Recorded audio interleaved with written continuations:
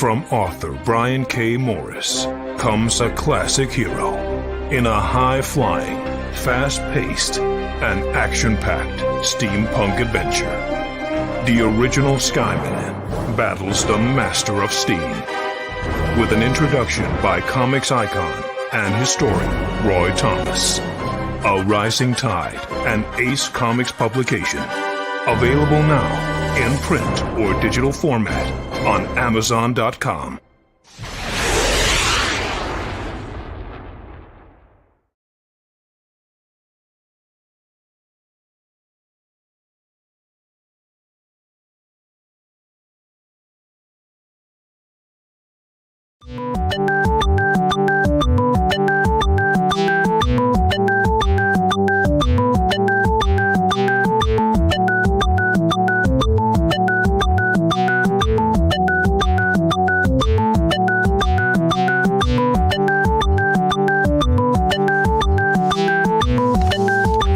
Seconds.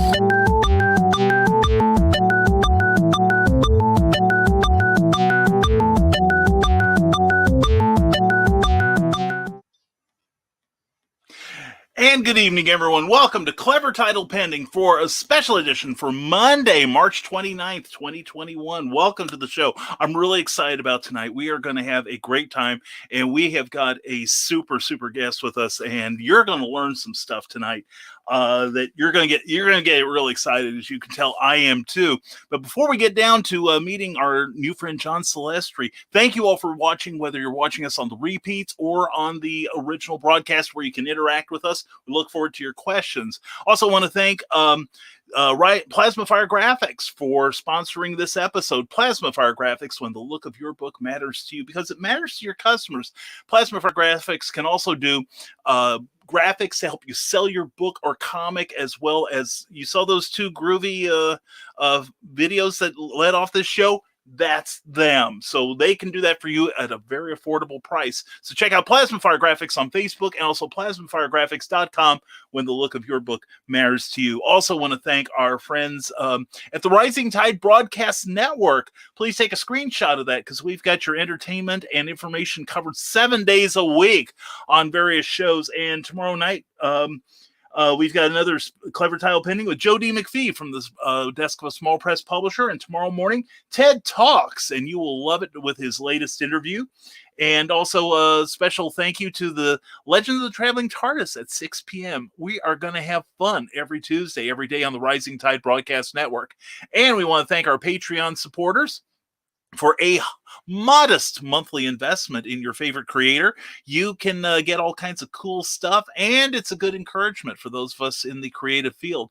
So just $1 will get you access to my special blogs, as well as other goodies. You can also see works in progress and other cool things. Go to www.patreon.com/Brian K. Morris for more information. I'd be grateful if you did. And I think that's everybody I need to thank right now. Also, please, if you enjoy any part of this video, please give it a like or a thumbs up, and also please like or subscribe on whatever platform you're watching on, because it gives us a lot of encouragement. I just got so excited I did something on the screen there. But anyway, we'll clean things up, because we got a very special guest here, the one, the only Mr. John Celestri. John, let me unmute you here, because this is a professional show. Thank you very much. If you want me muted, I'll go get my mask. No. In fact, no. Do I have it here? Do I? Yes, I've got my mask. We believe that everyone should be masked and be safe. So remember, wear your mask when you go out. Okay. So anyway, and of course, John, I'm not exactly crass as to suggest that maybe we have a merchandise line here. Okay. But, so welcome to the Madhouse. Anyway, John Celestri, thank you so much for being here, sincerely.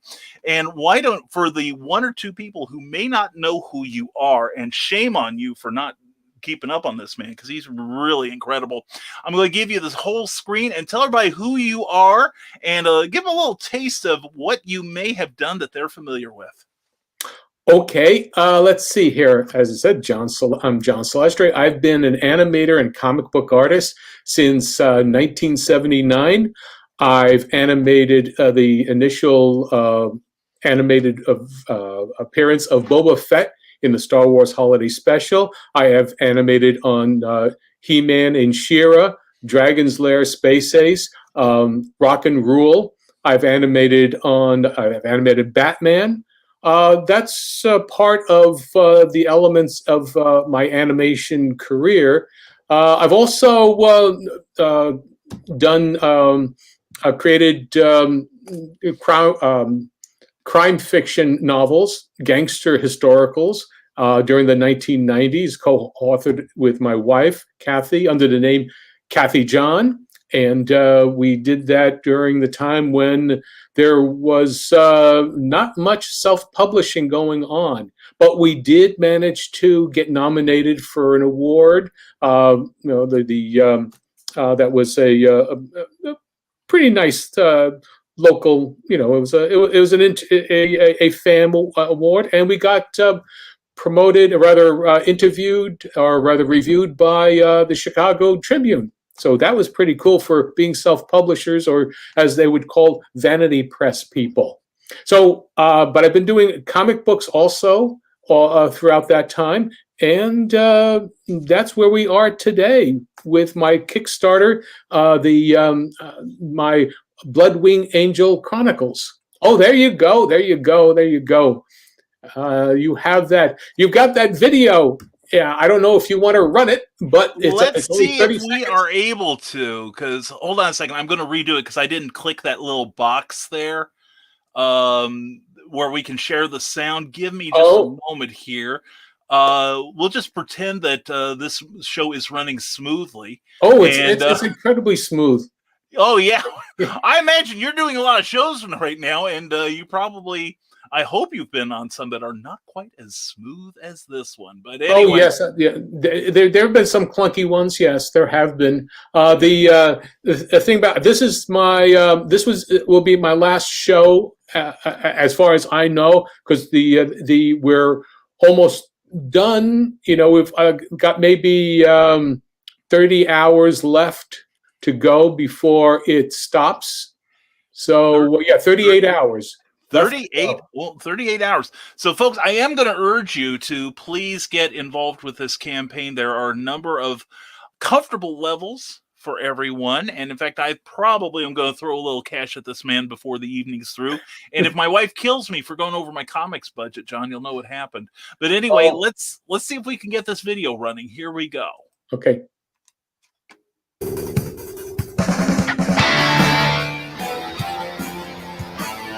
Bloodwing Angel Chronicles. The adventures of Michael, an innocent angel who is unjustly banished to the mortal realm and battles to survive amongst demons, sinners, and living dead.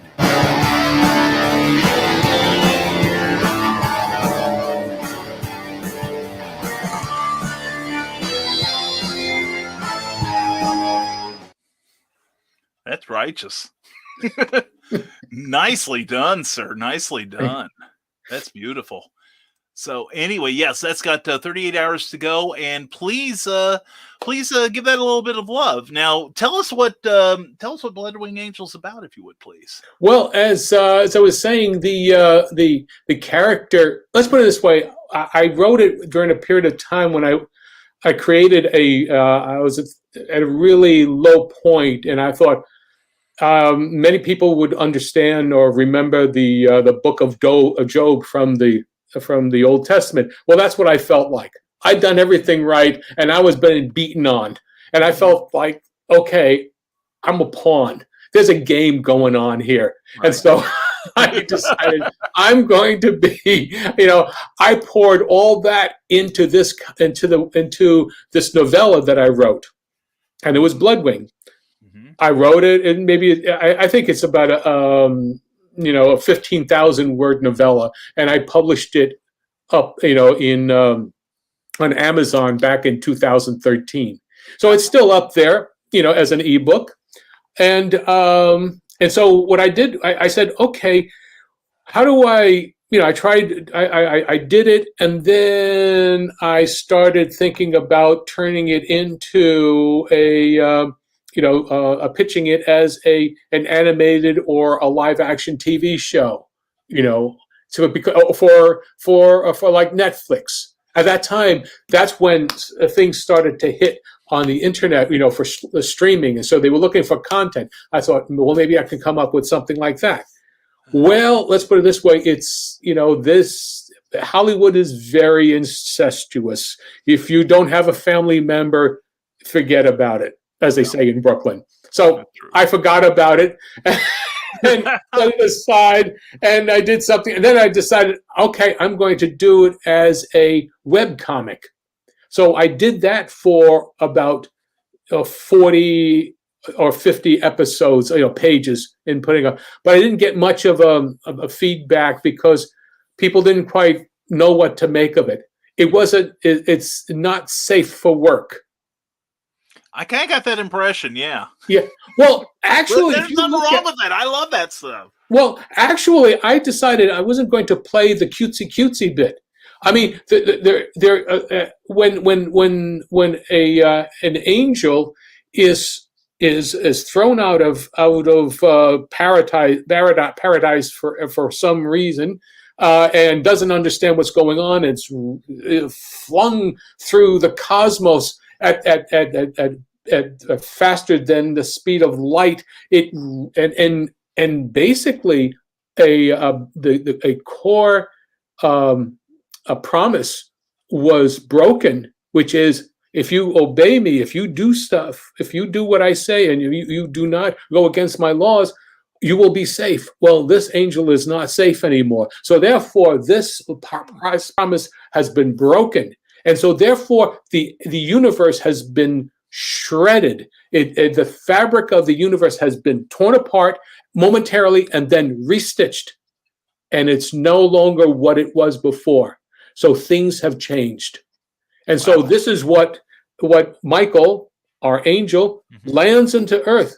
But landing into Earth, you don't just fall down there. You dig a hole. You go down a crater. You go down 15 stories down, and you burst into flames, and you become a semi-human. The angel, which is both male and female, because there are no male and female angels who get together and have a cherub, for a baby. So therefore, so now this angel is both male and female and has to deal with, well, they don't have clothes. It's nude. And so has to then, like any other young thing, animal, whatever, has to crawl out and get out of that one little womb thing, and then get into the up into the surface to survive. And that's basically where you get your little nookie nudie things looking, because I'm not going to play around with this. Let's just do whatever it takes visually to tell the most interesting story. And let's just do, and that's basically what this is. It is uncensored, but it would not. But I try to give a lot of with as much good taste as I can as a Jesuit trained, Catholic from birth, right. And so so therefore, this is what this comic is all about. It's about Michael living in a place where has to deal with what is right, what is now truth, what is right, what is wrong under this new universe. Wow. That is cool. That is cool. And then what happens on page 2? No, seriously, I looked at the Kickstarter and I thought, man, this really looks good, but wow, there is a lot to unpack on this. So everyone, please check out the page here on Kickstarter. I believe we have a link to it. If you're on Facebook, look above the picture. If you're on YouTube, look below and the extra information. And please, we've got 38 hours to go. He's already made his goal, right? You've already made your. But there's no guarantee that people that those cards will go through. That's true. That's true. So, and also, folks, after listening to this, how can you resist this? I'm serious. I didn't even know all the layers that were going into this great comic. I will definitely be doing something after this show about giving it some love. So anyway, so please check it out. That's on Kickstarter right now. 38 hours to go, but you're backing a winner, folks. It's not like we're on our knees, hat in hand. This is something that is really cool, and the Nevermorians here know that I don't push just everybody. I kind of vet this stuff, and even I'm astounded at how very cool this is. Just like my guest is cool too. And if you go to his Internet Movie Database page, there is a rabbit hole from which you may not emerge for hours. Just seeing the credits this man has. I was looking and seeing some of my favorite stuff on here, like Rock and Rule, Space Ace, and and God knows I tossed enough quarters into a machine just to play that thing. I'm sorry. I apologize. I'm not holding you responsible. I blame Philo Barnhart. Anyway, and Raggedy Ann and Andy and Baggy Pants and the Nitwits and Ichabod Crane. And for many of us, and this is going to sound terrible, those of us who saw the classic Star Wars holiday special when it aired so very long ago on CBS, I believe it was, on a Friday night, and this was the only 10 minutes of it really worth watching, was the holiday special. But before we get to that, oh God, Brian, you're such a tease. Let's say hello to some of our guests tonight, like Teresa Dunn. Hello, evening, Brian and John. I know I'm early, but I couldn't wait to meet the guest. I hope you will be amply rewarded before this hour is through. Carl Witzman, Carly Carleen, and Brian Hawkins, and Jeffrey Hayes of Plasma Fire Graphics, the Historical Fencing Guild. Check them out Friday night at 8 p.m. Eastern. And Cindy Kemp, late buck short, but we're glad you're here anyway. Mwah. And she's got a joke. Do you know why Scooby-Doo is the most viewed cartoon in Denmark? Because he's a Great Dane. And thank you, Cindy. And William Pace, thank you for being here. Thank you all. And please bring your questions. We are going to have questions, although I probably got enough for John here to make him think he's up for murder or something. I'm going to interrogate him so much. We were talking before the show, and I'm just, this man has got so many awesome stories just from his years in the animation field. But let's start out, John. Tell us about your journey, your creative journey. Tell us about your life, your influences on your art and your career choices, etc. Please lead us through your life, if you would. Oh, okay. I started very young, and I'm here right now. So between here and there, folks, drive home safely. I have always had a pencil in my hand. I've always been someone who was drawing. I started drawing basically before, kindergarten. At kindergarten, it was like I was 5 years old, but I was drawing before that. I got my family. My dad had one of the first TV sets in the neighborhood. I mean, I grew up literally with a TV set. He bought it in like 1950. I was born in October of 1949. He made a deal with my mom that if he bought the TV set, the next thing he'd buy was a washing machine for her. And so that's... Yeah. Well, I get that because I'm just a few years younger than you. I don't get to say that very often. But it's like I grew up with TV back in the day when it was not like in every home. It was like an event, and people would come into your house just to watch your TV. And I don't think a lot of people understand that now. It's like computers were about 30 years ago. So. Right. Yeah. It's an amazing thing. I mean, even then, not everybody had a telephone. Yeah. So, I mean, basically, if you think of my neighborhood, I grew up in Brooklyn, in Bensonhurst. Think of the early Jack Kirby comics, where he drew all of these tenement buildings. Well, that's where I grew up, Right. And so I had a pencil, and it was my escape. Mm-hmm. Drawing has always been my escape, the best way I could, create and express myself. Mm-hmm. So But I didn't, I never learned. I never went to school for art. I'm a totally self-taught artist. Really? Yes. Wow. Yeah. Good work. Yeah. After a certain point, yeah, either I'm one of those people who, okay, I will say this, the school that I went to for 6 lessons was the School of Visual Arts in 1974 or 1973, did a summer course, 6 one classes at night. It was over a 6-week period, and it was a Terry Toons storyboard layout artist who taught us the mechanics. Wow. That's how I did that. But I didn't know that I wanted to do animation until 1972, when I went to the 50th anniversary retrospect at Alice Tully Hall in Manhattan, and it was to see. I said, "Oh, well, this is cool. I haven't seen an animated film in I don't know how long." I went to see. I saw Peter Pan, which was one of my favorites as a kid, and it was the scene where they're flying over London. I was saying, "Okay, cool. I want to do this." And so, and that's when I discovered that, and that's where I started to focus in on animation, because always wanted to be a comic strip artist. Right, yeah.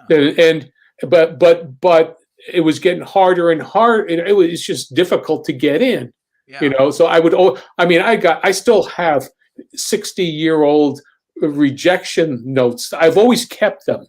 Mm-hmm. Yeah. And so I've always kept them because it was my way of saying, okay, I want to see what they said about me and where I am when I'm reading it. Yeah. And who gets the last laugh after a while, right? Right. Yeah, absolutely. Yeah. But I'd say this is that if you when I grew up, so anyway, so that was my actual classroom learning. But what I learned once I got into, when I finally broke in and hauling my, do you remember the old moviolas, the Super 8s? Oh yeah. I've got mine, in my closet there. I haven't hauled it out for a long time, but I would get those old home versions of Snow White and what have you, and it'd be like a 10-minute clip or 9-minute clip, and I would put that on, and I would go on and on, which is basically what you did. Right. Even before this animation art form was invented, they studied, and that's basically what we did, because there was only 2 schools on the continent, in Sheridan, up in Oakville, Ontario, right, and Cal Arts. Yep, Cal Arts, yeah, and that was it. That was it. So everybody, so you had to learn on your own base, pretty much. Yeah. And so I was schlepping my samples around to go from one small commercial house in New York City to another, and finally one guy, he knew I was very serious about it, because I'd show him my work and all of that. He said, "Hey, there's guys they're out in Old Westbury, Long Island. They're doing a film called Tubby the Tuba. It's the first time they've been doing stuff, here in New York. And they got a bunch of old Popeye, Fleischer and Terry Toon animators who are doing that, but they also want young people." Well, I took my reel, I took my samples, I did everything. I did everything. I brought everything there, and I got hired on the spot. And for the next 14 months, day in, day out, it was a 4.5-hour round trip from where I lived in Brooklyn to go into Manhattan, get on the Penn Station, Long Island Railroad, go all the way out to Old Westbury, Long Island, and there'd be another 15-minute bus ride from the station to the campus. Wow. And so I did that for 14 months. Oh, so man. that was my class. That was my school. Oh, sure. Yeah. Because I got to learn from all of these great old, journeyman animators. They weren't the top of the line, I mean, except for Johnny Jett and Marty Terrace, Right. but they all knew stuff. Yeah. They knew a lot more than I did, and I treasured it. I didn't say, okay, I'm going to do something, and I don't care because you're old, and I'm going to do it my way. No, I want to find out what they did because they knew what they were doing, and I loved what they did. So that's how I got my break. That's how I got my training. From there, I went on to Raggedy Ann and Andy, where Richard Williams was gathering this group of young, artists in New York City, and had all these other people.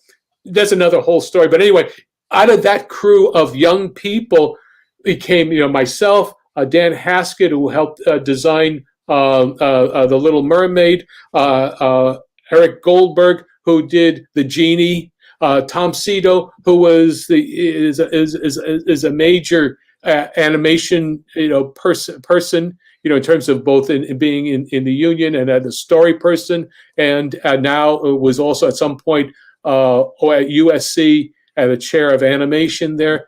We all came out of, it was like a big bang of young animators, because there hadn't been any new animators for 20 years. That's true. That's true. And most of the newer ones, I'd imagine, were like some of the early guys that were doing like Famous Studios and Terry Tunes for television. Right. Yeah. Well, those are the same guys that I was working with. I got over at Old Westbury, and the same thing, and so what happened is that a lot of the animators who were still, in Manhattan and such, they got sucked in, not sucked in, but they got hired on, and they were working at the Richard Williams, at the Raggedy Ann and Andy studio in, I think it was on 44th Street. Wow. Or 45th, or what have you. It was in one of the old buildings, very clear near to the Diamond District there. But anyway, it's kind of like close to the Brill Building. It's one of those old buildings and whatnot. So so I spent at least 2.5 years amongst that classic apprenticeship program. Wow. That's amazing. And also to hear you came from, you studied at the, all those 6 lessons from the School of Visual Arts. I think Will Eisner was a teacher there at one time. Yes, he was, yeah. Jack Kirby went there, Bob Kane, a lot of classic comic book artists. Lou Fine, I think, went there also. Yeah. So yeah, you've had quite the background. And now we talked about this before the show. Yeah. And I know we've got some Superman fans here. Yeah. We've got a couple of Superman connections from that Tubby the Tuba gig. Right. One of the animators that you worked with was who? That was Wayne Boring. He did layouts. He did layouts for us. And I saw the name Boring on, because what you would do is you'd get, as an assistant, as an in-betweener, you'd get a folder with the drawings that the folder with the scenes, and you've got to fill in the drawings. And I saw the name Boring and went, Boring? Oh, okay. And I looked at, and I would see the drawings. I knew his hand. Wayne Boring had this sketchier hand in his inking or penmanship in terms of penciling and such. And I said, it's just got to be the same one. It took me 2 weeks to get up the courage to go and see this guy. He was in an office. He was an older gentleman, and he was an old sailor, and he went like a very pear-shaped gentleman, Yeah. And anyway, so I asked him. I said, "Are you Wayne Boring, the person, the artist who did Superman in the 50s?" And he said, "Yes, I am." And so we chatted, we talked. I got to see him, in the hallways and whatnot during break times. But then, like within 2 days, I rummaged through my old drawings as a child that I had, right. And I was, that I did when I was about 10 years old of Superman. I did poses and whatnot. So I brought those in, and I thought he'd get a kick out of it. He said, "That's my style." Yeah, I could see that. So anyway, so we had this back and forth. He'd call me Johnny Boy and all that. We say back, how you doing? And anyway, I find out he's leaving on his last day, and I go, oh, geez, I'm so, it was kind of, I never got a chance really to talk to him much, but, he's Wayne Boring. I'm just learning how to in between a drawing. Right. So I go and I say, I'm glad to have met you. I'm sorry to see you go. And he just said, Johnny Boy, come here. And he brings me into his office.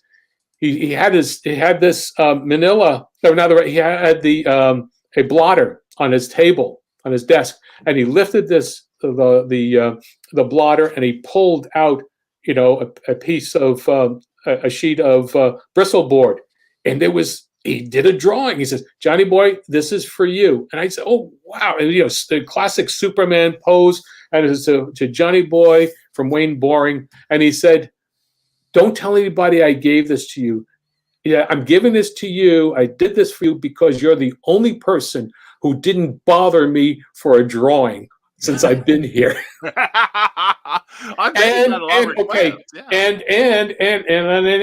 you see that there I'm pointing to? Yep. That's the drawing.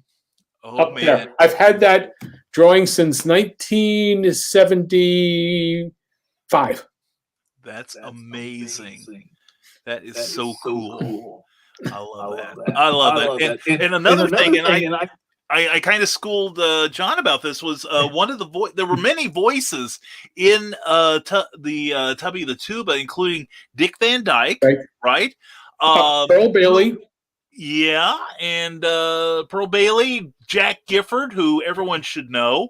Yep. Hermione Gingle, Jane Powell, David Wayne, and Cyril Richard. Yeah. That's quite a cast there, and that's only part of it. But one of the people there was Ray Middleton. And Superman fans, at least I think they should know him. He was a very popular star in Broadway during the 40s. I think he was in the original production of Annie, Get Your Gun, if I remember correctly. But he was also the very first man to put on the Superman costume during Superman Day at the New York World's Fair, I think 1940. Yeah, 1939 to 1940, that period of time. And they did a comic book called the World's Fair Comics, right. And then it became World's Finest Comics when the World's Fair was over with. Exactly. That's where they first showed. They had Superman and Batman, not in the same story. They all had separate stories. That's true. Until the page count shrank. Yeah. And then they teamed Superman and Batman up because they were both selling books at the time. But that is so cool. I just think that is so cool. Now, talking about the talent that was in that movie, and then we'll get to some of the viewer comments that we have here, but we got to get some Boba Fett out of you. So, okay. Just for my sake. Yeah. But did you ever, in all your years of drawing, did you have much contact with the voice artists, the actors that that helped bring your drawings to full life? We would do. There was let's see, Jim Henshaw, who did a lot of voices like Dan Mouse for us. When I was on Devil and Daniel Mouse, I did Daniel Mouse. Originally, I was doing the Devil, but the artist who was supposed to be doing Dan Mouse had issues and left the production, so they switched me over to Dan Mouse because I could range that way. So I got to talk to Jim Henshaw, when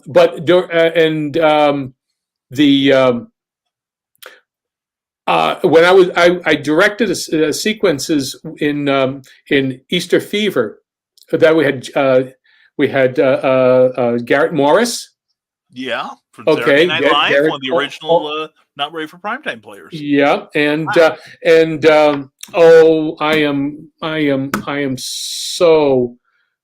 really wish I could remember. She's on. She has a female lead in Schitt's Creek. What's her name? Oh, yeah. Catherine O'Hara? Yes. Yeah. So I directed the two of them, in doing the voices, in a sequence in doing Easter Fever, because we would have, and then and we did what we did was had them. Usually, you would go in with an actor, and they'd be reading cold lines, and and you'd be feeding them lines, and they're doing various takes. And I said, well, there's a back and forth I want between the two in this particular sequence where Jack is knocking on his girlfriend's door and is trying to get her to come back out there. And I said, well, I don't want to just cut, these things back and forth. So what I did was I had both of them at the same mic feeding their lines to each other, and so they were back and forth, eye to eye, doing it. And and the timing was all there. I didn't have to change anything. That's beautiful. And so I had them doing that. I'm sitting there. I'm there. So there's three of us there, and they're going back and forth. And I said, take this take, and we did it in like 2 takes. Wow, that's fantastic. That is so cool. Yeah, and I was going through some of the things you've worked on, like She-Ra, and one of my personal favorites, He-Man. Yep. And I think you did a cartoon with Artie Johnson and Ruth Buzzy. Oh, yeah. When I was at the Patty Freeling. That's it, yes. Okay, the Patty Freeling, it was called Baggy Pants and the Nitwits. Baggy Pants was a cat that was a Charlie Chaplin ripoff. And there was issues that they couldn't run it anymore after a season or two because of the Chaplin estate and the Patty Free. They said it's too much of an issue. But I also worked on What's New, Mr. Magoo, with Jim Backus. Jim Backus from Gilligan's Island, yes. Right. Well, and here's a cool thing about historical stuff. This is still the what was there at the Patty Freeling when I was there in 77. Mm-hmm. I got hired by Friz Freeling. He was the one who said, "You're ready to animate." So I got my chops and my certificate from him, basically, because he hired me on to animate for his show, for his studio. Anyway, but you also had Robert McKimson was there. All these guys from the 30s and 40s, and some of them from the 20s were all there. And so anyway, one of the things that they were still doing was you got your voice track not on audio tape, right? It was on a vinyl disc.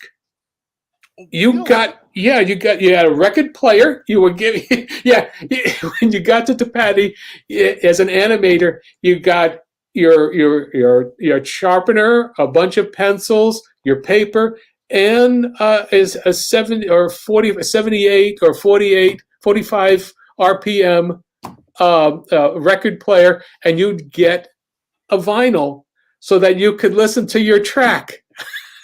Wow, that's interesting. I would have thought it would be like a like a tape recorder or something. Well, not everybody had. Well, okay. Why would you have a tape recorder? Yeah, that's true. It's pre-Walkman. Yeah, right. Yeah, and I think what you were starting to say was that not everybody had a reel-to-reel recorder. That's true. No, they just why do the expense? These guys had just remember this is 1977, so they still had the stuff from when Warner Brothers just closed up shop because that the Patty Freeling, the Patty and Friz, they were the ones who took over the Warner Brothers animators and crew and the equipment. It was a lot easier to buy a $20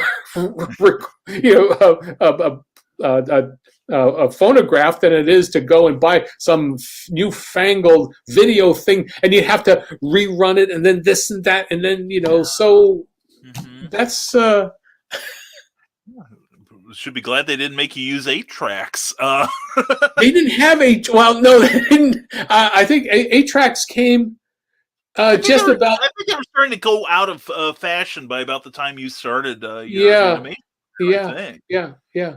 So Anyway, yeah, but that's all part of. That was basically part of the traditional tutelage that I had. Is that it was still back in what had been done for 40 years when That's I was amazing. there. So That's amazing, and the basics of your craft really hadn't changed in all that time. no, Just a little bit of the technology, maybe. yeah, But but they that's were still cool. painting. At Nelvana, we were still painting the back. You didn't have digital painting until I don't know the end of the 80s. That's true. That's true. Wow. That's this is great. I could listen to this all night. But we got to get some comments from our fans out Okay. there. Dan Hofield, the gang is all here, you bet, and we're glad you're here too. Rick Bradley says, "Good evening, all. It is an honor to have you here, John. Thank you from the bottom of my heart for bringing my favorite characters to life. My childhood was awesome, in part to you." How's that, huh? That's very nice. Thank you very much, Rick.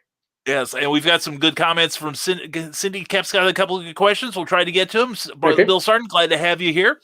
Mhm. And Cindy Kep has another joke. I had a picture of my favorite cartoon rabbit, but when I came home one day, someone encased it in glass and hung it up. Who framed Roger Rabbit? And and it's like this all night. Anyway, and let's see. Michaela Jade, glad to have you here. And Trevor Hawkins, a pleasure. And a Ninja Genko. And let's see. And Rick Bradley says, what I wouldn't get for one of those records. Yeah, in fact, real quick, because John unfortunately is on a time schedule here, so we're not going to get to everyone's questions. But I noticed on one of your videos on your YouTube channel, which everyone should go to, because John's got a lot of great information about not just his career, but how to do what he does. Not so well, maybe, but he's had more practice than you kids. But anyway, I noticed that you have a video about your time when you were animating the very first appearance of Boba Fett on any screen for all you Star Wars fans, and that you had actually saved your drawings. And it just, you said, you talked about how you didn't throw them in the trash, and it just, I never really stopped to think, because I do know, some people that did keep their pencil drawings and such, or the studio might have. But was it common for someone like in your position, and you've held various art positions in various projects, was it common to just, like, once you're done with them, to, like, toss them? Oh yeah, Really? For example, Warner. Not Warner Brothers. Warner Brothers, it was a common thing back in the 1930s to save money. They'd scrub the cells and just, wash off. What's his name? Chuck Jones. His first job was as a cell washer. So they dip it and they just scrub the cells, all of the ink, and so they could reuse them. That makes sense. On one level, it makes sense. Yeah. But a lot of your classic MGM, Tom and Jerry, all that stuff, all those drawings, tons of them were tossed into the bin because they didn't have room. Yeah, well, that makes sense. They just did not have room. So yeah, it was. But for me, because I thought. Now, the drawings, what I kept were my initial, very first sketches that would give me the impression of what I was doing. So, so I kept a bunch of them, and I just said, okay, I'm going to hold on to these because I liked the fact that I did this. I didn't know where it was going to go, but I figured I was trying to create a paper trail, so to speak, about myself. I kept a lot of the stuff that I did from my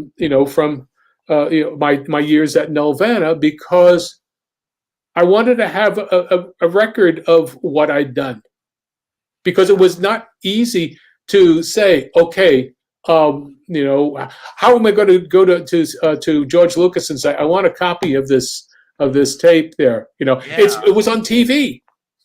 I wasn't going to get it, and so I kept what I could.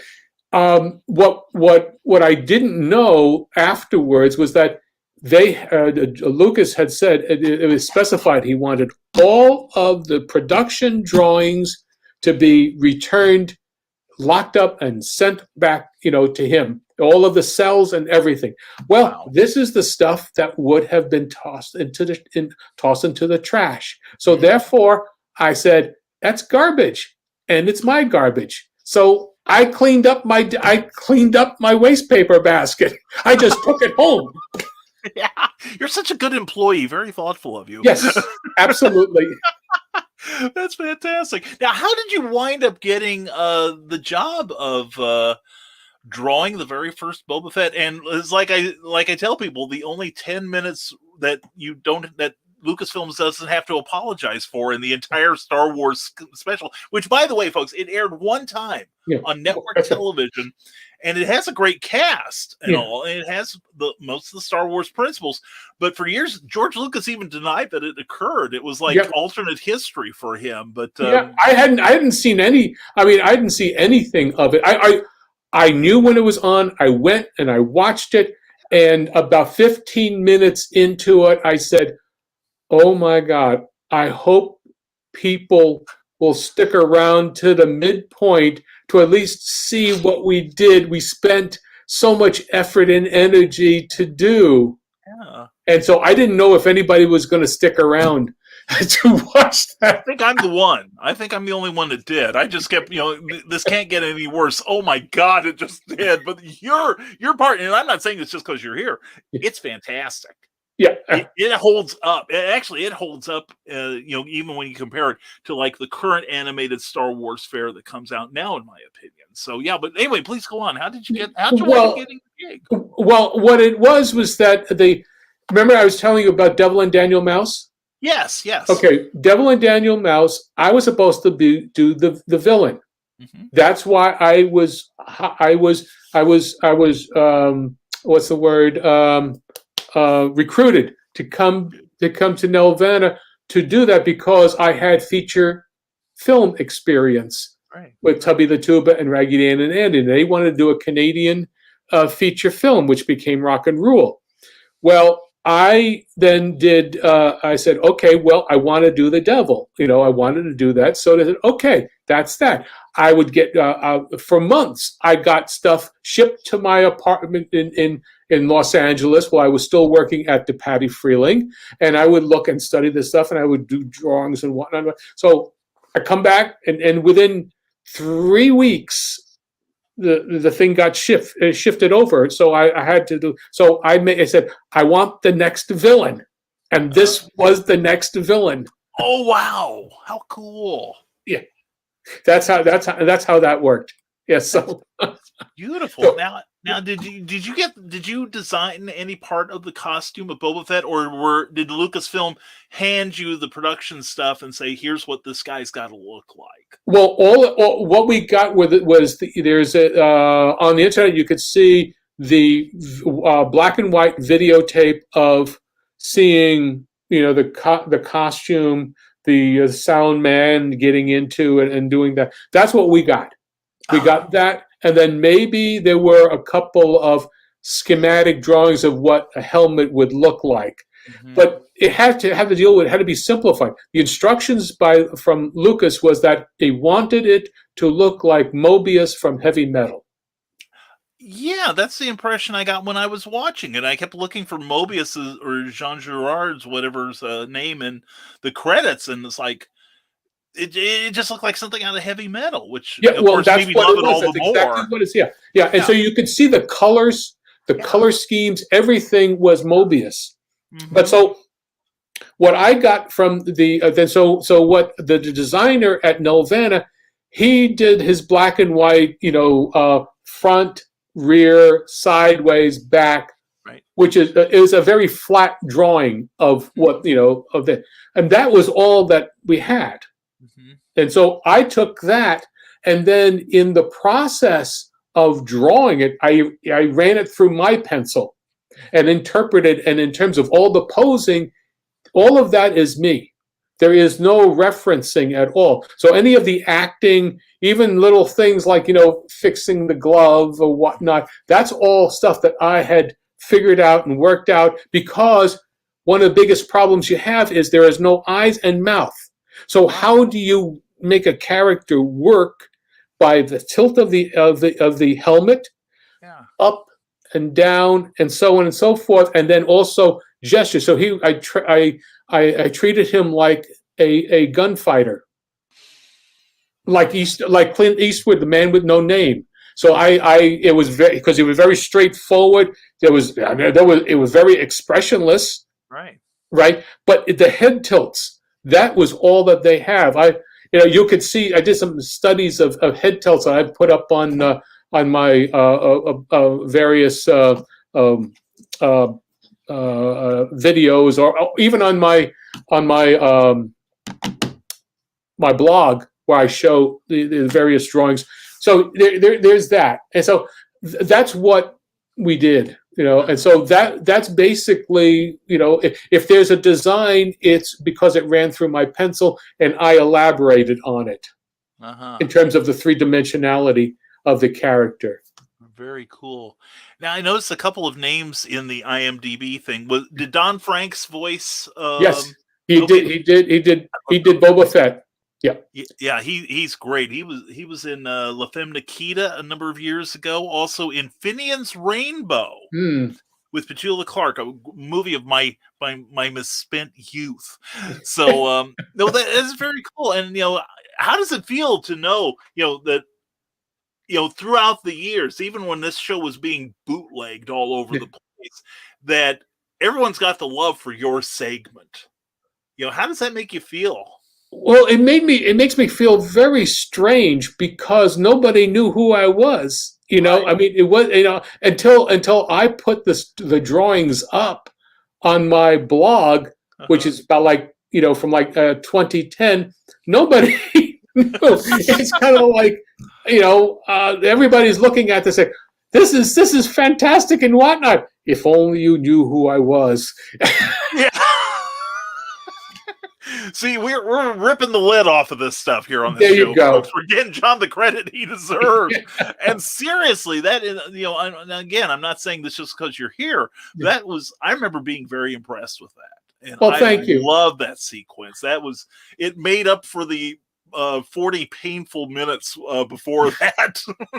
Well, that it shows you. The thing about it is that there is a lot of raw energy in that show, because the staff at Nelvana at that time averaged maybe about 26 years old. Wow. In fact, I was the one I was one of the older ones there, at the time we were doing it. That's 1978. Yeah. 1978. I was still 28 years old at the time. A lot of the people had come out of Sheridan, and so they were like 24, 25 years old. Wow. I had when I did that. So when I talk about raw energy, because I'm the one who had the most experience there, and I'd only had by that time 2 years of actual professional experience. Oh man! Wow. So 2.5 years of experience. So therefore, all of that, we all bumped off each other, and we were just saying, okay, how do we make this? And we just really just did everything we could to do the best. So if anybody says, well, it's not very up to snuff with such as that, well, you know what? That's because you had a whole bunch of very young, inexperienced people doing their very best. Mm-hmm. That's what happened. And it showed. It showed. It genuinely showed. Well, we've got just a little bit of time. I'm keeping my eye on the clock, as I promised. And we'll take a few of the questions here. Rick Bradley has one. When drawing He-Man, She-Ra, etc., did you get to design any of the characters? No, because they were already set in stone, so to speak, because of the toys. Mm-hmm. That's true. Yeah. No, I didn't do it, and I wasn't in the design department. I was in the animation department. Mm-hmm. You know, Mm-hmm. Okay, so that makes sense. And Cindy Cap would like to know, what is the most rewarding part of your work? it really depends whether it's animation or my comic book work. Well, oh, yeah, they both share the same thing, which is creating a believable and likable character.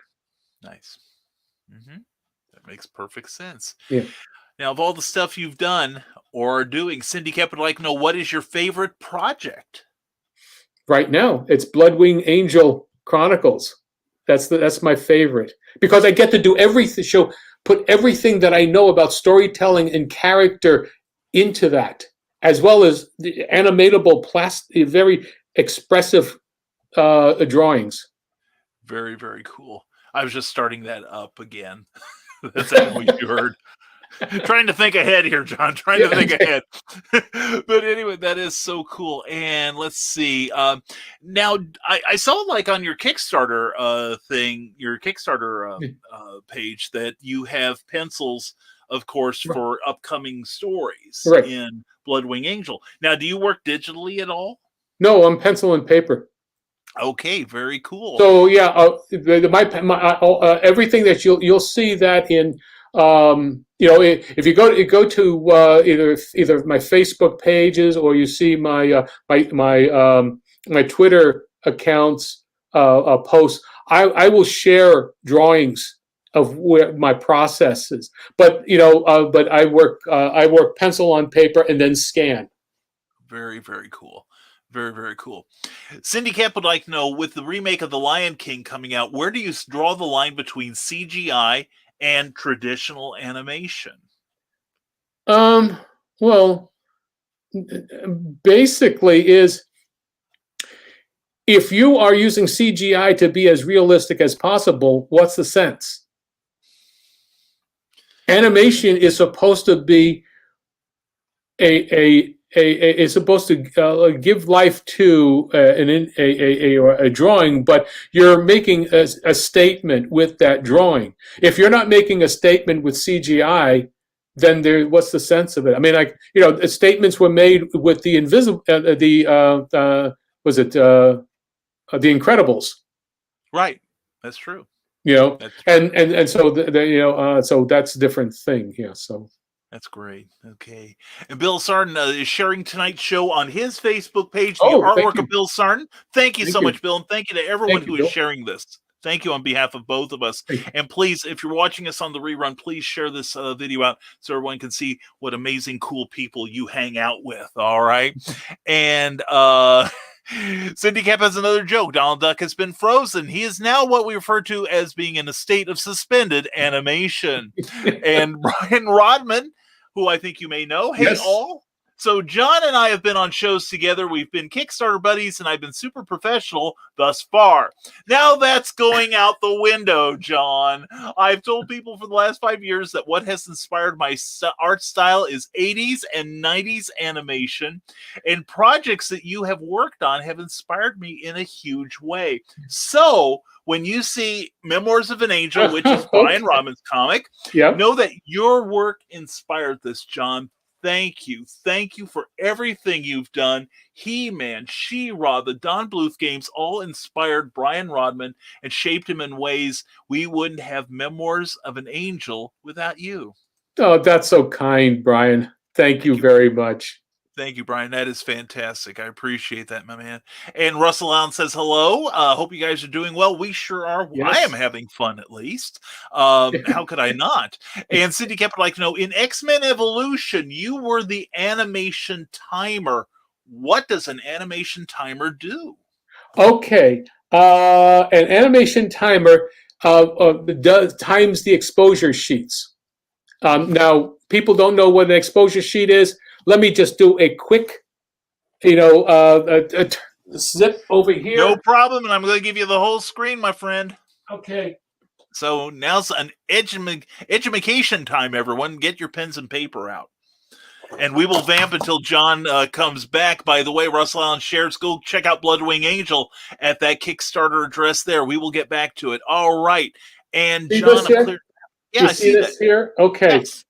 Yes. Each one of these lines, spaces, is a frame of animation. A timing is timing what's going to occur on what frame for of film and describing it. That is fantastic. So it is, if you turn it up like that, it's your timeline. What you could look at right now, at the other side. So this was the way animation has been done traditionally. It's 24 frames a second. You would time it, know how much time that you have to give for each action, not just an overall action, but specifically, saying, I'm going to, for example, here, I'll say, it takes says a step, like left foot, right foot, left foot, whatever frame it's going to be on, and then say it's going to land, it's going to jump up, the character is going to jump up, it's going to reach a certain point within a certain frame, and then it'll drop down, land, cushion, squash, bounce up a little bit, and then settle. So you've got to figure out all that time. A lot of times you can use a stopwatch, but after a certain point in time in your experience, you understand what the theory of movement is, very much like writing music theory, which is that there are a certain number of beats in a second that you would say 4 beats a second would be a certain kind of tempo. Like 8 beats a second would be a certain kind of tempo. It's at 24 frames per second. So a beat every 3 frames is like bop, bop, bop, bop, bop, bop, bop, because you got to, and you learn what needs to be done with each drawing in that frame. It's kind of like each note can be touched for will be on for such a certain period of time, and you can sort of play with it, touch it, finesse it. Each drawing is that way. So there is a lot to be, it's not just about mechanical perfection. It's like jazz. It's like in rock and roll. It's an art. Am I getting too much? No. And I really have an appreciation for that, because you stop and think 24 frames a second, which is usually 24 individual drawings. And like a lot of your work was not done for places, like Hanna-Barbera or Filmation, where they had like stock poses for a lot of their characters. Yeah. You worked, although you did do some stuff for Filmation, but like movies like Rock and Rule, or some of the special things you did, like some of your religious cartooning, which I'd love to get into on a later show. That unique drawings, 24 per second, 60 seconds in a minute. Yeah. And then multiply that by, if it's a TV show, it's 20 to 24 minutes. And if it's a movie, it's, like 90 to 120. Do the math, kids. And that shows you how much work old classics animation, had to do to put out some incredible work. And we've got a few more comments here. Comics Talk with Pops Van Zandt, dropping the love for Brian back at you, Pops. And he's live right now. So please don't go. I love you, Pops, but don't leave me until we're done here, because we got time, a couple more minutes to spend with this man. And Bobby Nash, BobbyNash.com. Always a pleasure to see you, my friend. And let's see. Rick Bradley says, I remember the first time I saw Dragon's Lair in the arcade. I was used to seeing Pac-Man and Galaga. Dragon's Lair blew my little mind away. Mine too. Because that was like film. That was film level animation. Well, that was the Bluth crew after they'd done Secret of Nim. Right. And I got hired on after working at Nelvana. I had done Rock and Roll, and by the way, I did Cindy Schlepp and the gal on roller skates. Ooh la la. Yes. Mylar, the club owner, and Quadhole, the police chief. Those are my three characters. Oh wow. Oh, that's awesome. That's awesome. That makes me want to go get my VHS of that movie now. That's great. That is fantastic. And Cindy Kemp says, I really like comic books, even though they have too many issues. Well, so do most of the people on this show, at least on the right-hand side of your screen. Thank you, Cindy. And I think we're going to say thank you to everyone who came up with some great questions. Appreciate you all. And thank you for the very kind words for my friend and guest here, Mr. John Celestri. Yes, thank you. Oh, thank you for being on this show. Now, John, I'm going to give you another chance here to talk about your current Kickstarter project, which is, let me get that back in the stream here. Yes, so seamless here. Bloodwing Angel Chronicles. And I believe I have a link to it in the show background here. It's above the screen if you're watching on Facebook, below the screen on YouTube. So, John, give us a quick, what's this about? And why people should be supporting it like I plan to do. Well, it's something where it's about an angel, an innocent angel that is unjustly, banished from basically paradise, and it feels like that it's been put upon, but it's transformed from an ethereal being into a semi-mortal that's both male and female.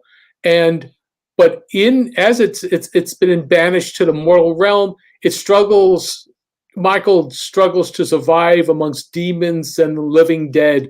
And along the way, Michael becomes the guardian angel to a neighborhood filled with killers and sinners.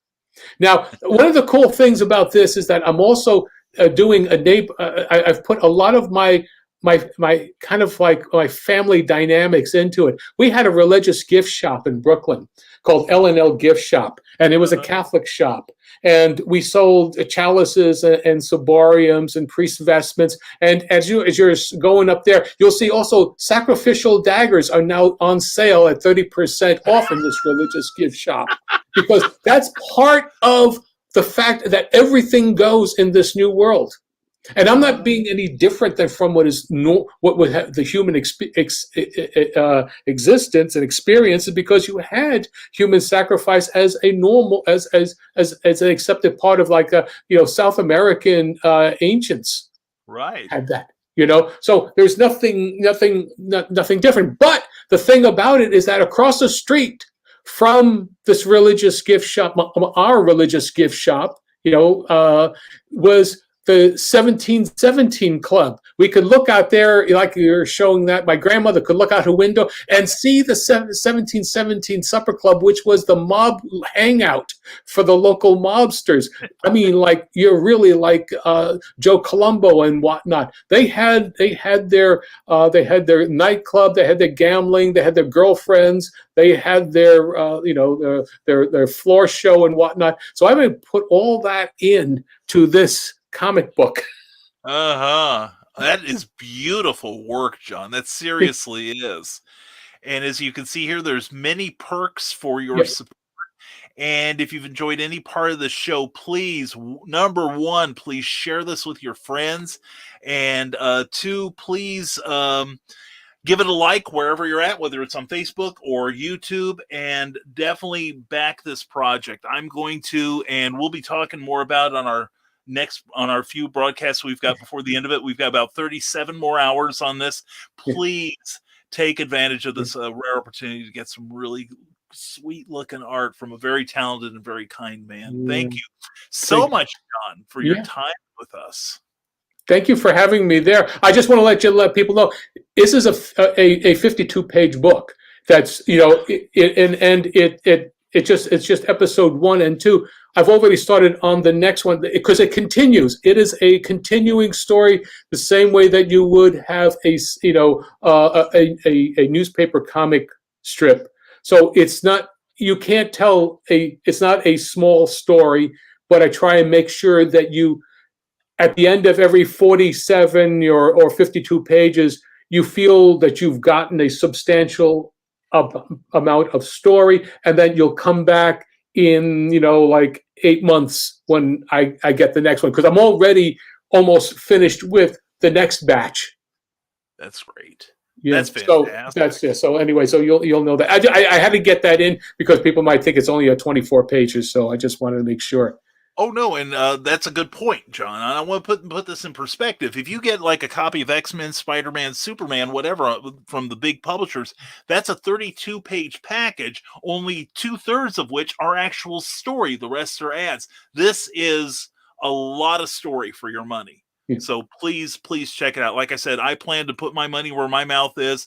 And John, in the couple seconds we got left, John, I'm going to give you the whole screen here, all for your lonesome. Tell people how they can follow you and what you're up to. Oh, well, you can find me. I'm on Facebook as, John Celestri, and you can see how you can spell my name there. And the same way on YouTube, on Twitter at Celestri John. I've got a blog that has a lot of drawings and instructional material that is all for free. Same way on the YouTube videos. I've got a lot of instructional material on classical animation, squash and stretch. There's even a Snuffy and Zoe 2.5-minute cartoon that I did. And let's see, and again, it's the on Kickstarter. So I guess I've covered every place there that you can get me at. Yes, I won't give you my home phone number. That's the one thing I won't do. Yeah, I don't. Yeah, because he's been warned about me. Okay. So anyway, and also John is also a frequent guest on Sunday Funnies with Randy Zimmerman and occasionally me, which by the way, I will be on Sunday Funnies this coming Sunday. And definitely please follow this man. He's got a lot of great stuff. And we got 2 more comments that we're going to put in here. Rick Bradley says, thank you for spending the evening with us. Thank you, Rick Bradley. And you rock, says Cindy Kep. Thanks for hosting the adventure. Well, thank you, Cindy. Thank you, everyone, for taking time and being with us. And John, I'm going to put you in the back here. Mm-hmm. And like I said, please hang around as I can say goodnight to you properly. Yep. And thank you again, John Celestri, for being on a very special edition of Clever Title Pending. Thank you. Good night, everybody. Good night. Anyway, I'm still hanging around, and to prove it, here I am.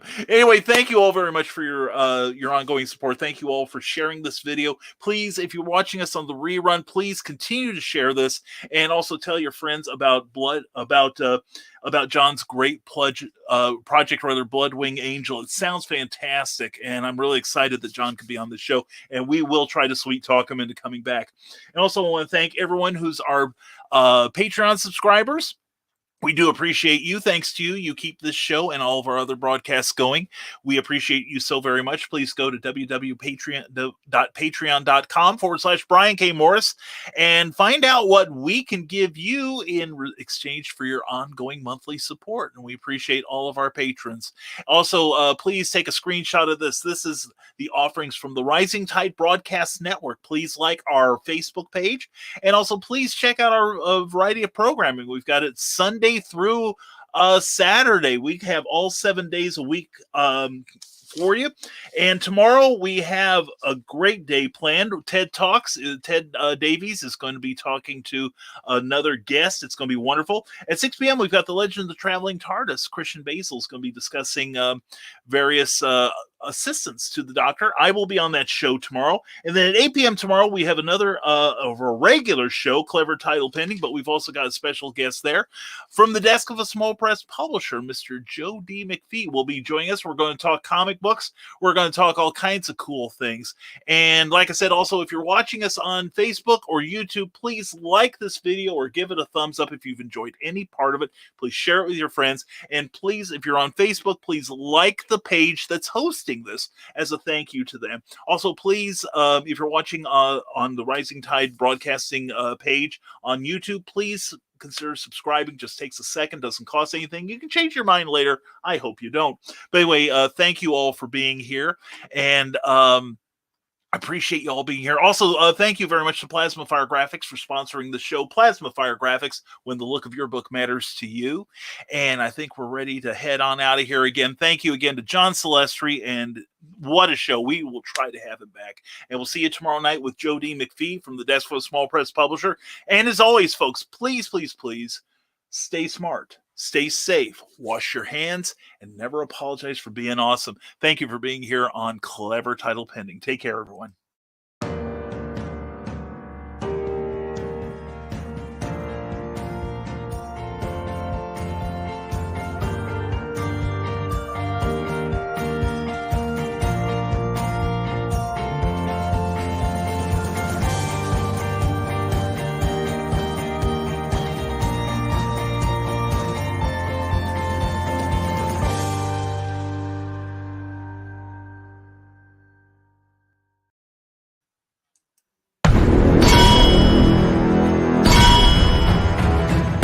From author Brian K. Morris comes an epic tale of armor forged by a god, a hero forged by courage, and an ancient menace poised to re-emerge and threaten our world.